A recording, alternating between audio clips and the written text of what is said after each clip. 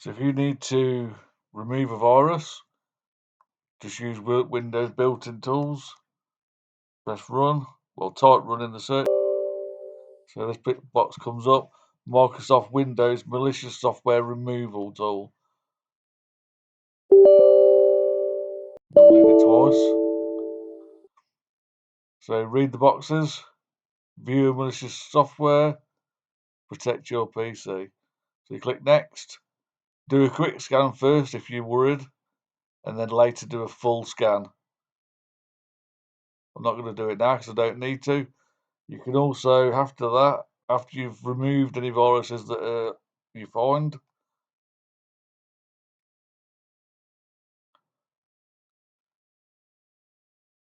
I've got mine turned off at the minute because I'm using special software. But you can go to virus protection, make sure it's all up to date, and then do a quick scan, a full scan, and an offline scan.